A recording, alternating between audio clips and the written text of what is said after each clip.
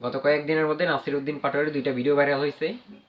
তাকে একজন ভাই প্রশ্নবিদ্ধ করতেছে, মানে এক কথায় তার সাথে তর্ক বিতর্ক হয়ে গেছে। সেটা হচ্ছে মির্জা আব্বাসের কার্যালয়ের সামনে যেয়ে ভোট চাইতেছে, তখন সেই ভাই বলতেছে আপনাকে আমরা ভোট দিব, আপনার বাসা কই, বাড়িতে, আমরা তো কিছুই জানি না। ভাই কথাগুলো যদি আগে বলতে পারতেন স্বৈরাচার শেখ হাসিনা থাকা অবস্থায়, তাহলে অনেকটাই কাজে লাগতো।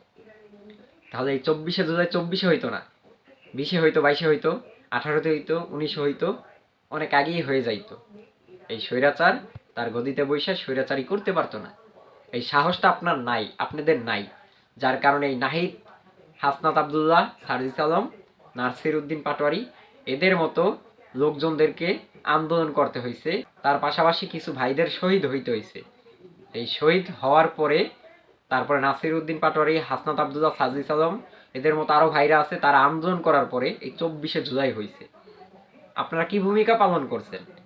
এখন কি স্বাধীন হওয়ার পরে নিজেরা ভালো সাজতেছেন, নিজেদের চেহারা নিজেদের ভাষা ভালো দেখাইতেছেন? আপনাদের কি সাহস আছে? আপনাদের কোনো সাহস নাই। এরকমের সাহস দেখাইয়া পারলে একজন অন্য দলের যে কোনো নেতাকে যে প্রশ্নবিদ্ধ করেন, আপনাদের মুখ আর মুখের জায়গায় থাকবে না। কারণ নেতার কিছু করতে হবে না, নেতার যে কর্মী সমর্থক আছে তারাই মনে করেন আপনার ঠ্যাঙ্গে একেবারে আপনার মুখটুকু একেবারে বসকাই দিব।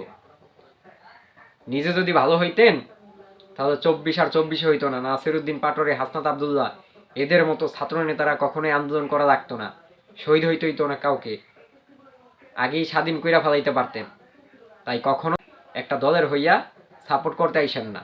জনগণের হইয়া কথা বলবেন সব জায়গায়, দেশের যেখানেই হোক, যে নেতার কাছেই হোক না কেন, জনগণের হয়ে কথা বলবেন, তাহলেই দেশ রক্ষা হবে, তাহলেই সমাজ রক্ষা হবে, সমাজের আইন রক্ষা হবে, সমাজের মানুষ রক্ষা হবে। যদি এগুলো না করতে পারেন, এগুলো না বলতে পারেন, তাহলে কোনো প্রকার কথা বলতে আসবেন না। ধন্যবাদ। ধন্যবাদ, সকলে ভালো থাকবেন।